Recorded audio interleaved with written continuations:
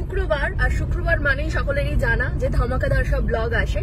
তো আজকে আমরা বেরিয়ে পড়েছি দুইজনে, আর ওই দিক থেকে ভাইও বেরিয়ে গেছে, ভাই, মা, খুকুদি, আরো একজন আসছে। তো সবাই মিলে আমরা যাচ্ছি খেতে। তবে আজকে কিন্তু শুধুমাত্র খেতে যাওয়া নয়, আজকে একটা স্পেশাল জিনিস হচ্ছে, সেটা হলো যে আমার শাশুড়ি মা আমাকে আজকে মানে প্রথমবার কি দিচ্ছে বলো, বৌমা ষষ্ঠী। তো আজকে বৌমা ষষ্ঠীর ব্লগ আসছে। তো আমি তো করছি ডায়েট, বেসিক্যালি খাবে ওরা, ঠিক আছে, আমার নাম করে। তো আমি এটা সত্যি আমি লাউ এর কিছু একটা খাবো, আমি দেখে নিয়েছি কি কি রেসিপি আছে আজকে মেনুতে। তো আমি লাউ খাবো, একটু মাছ বা মাংস কিছু একটা খাবো, মানে আমি খুব কমই খাবো কারণ অনেক কষ্ট করে ডায়েট করছি। মোটামুটি আমি দেখছি কদিন ধরে একটু সিরিয়াস হয়েছে।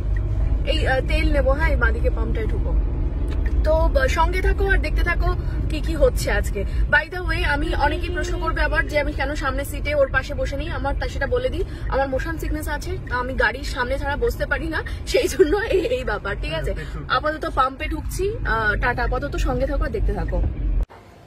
তো আমি এসে পৌঁছে গেছি কলকাতা নস্টালজিয়াতে, বাকিরা সবাই আগে চলে গেছে। চলো ভেতরটা দেখে নিই কিরকম।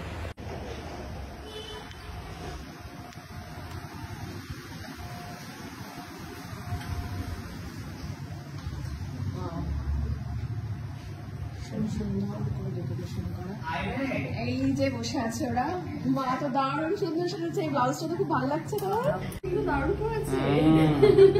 সাথে এসেছে দেখো, তোমার ঝুমকা পড়েছে। বস এখানে, তোর জন্য সারপ্রাইজ আছে সুন্দর।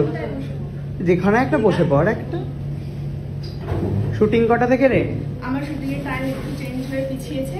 বাহ, কটা হয়েছে? এখন না মা, রেখে দাও, উত্তেজনা কমাও তুমি নিজে। কেমন লাগলো বল? দারুণ দারুণ। শাড়িটা কোথায়? শাড়িটা ওখানে রাখা আছে, দাও দাও, আরেকবার দিয়ে দিত। একদমই তাই, ওখানে সুন্দর করে হয়ে গেল বৌমা ষষ্ঠী। প্রথমবার হলো, আমার ভীষণ খুশি আমি। আর শাড়িটা কিন্তু আমি প্রচুর খুঁজে খুঁজে নিয়ে এসেছি। তুই ছাড়া কে খুঁজবে বল, তুই তো সব। নিজে লাল পড়েছি, বৌদিকে লাল দিয়েছি। একদমই তাই। আর মা এই যে বসে আছে, তোমার কেমন লাগলো মা বৌমা ষষ্ঠী করে? ভালোই, হ্যাঁ, সবার ঘরে ঘরে হোক, আমি সেটা চাই। একদমই তাই। এরকম আমিও চাই যে সবার সব বৌমারাই এরকমই ভালোবাসা পাক শাশুড়ি মায়ের থেকে। কিন্তু তোকে কিন্তু আমি হেভি জায়গায় খাওয়াতে নিয়ে এসেছি। কলকাতা নস্টালজিয়াতে হচ্ছে পুরোনো আদি জায়গা খাওয়া, আর হচ্ছে ঠাকুর বাড়ির খাওয়ার, সাথে হচ্ছে বেলুদির রেসিপির থেকে খাওয়ার। এখানে নাকি একটা বইও রয়েছে, বইটা কোথায় দেবে?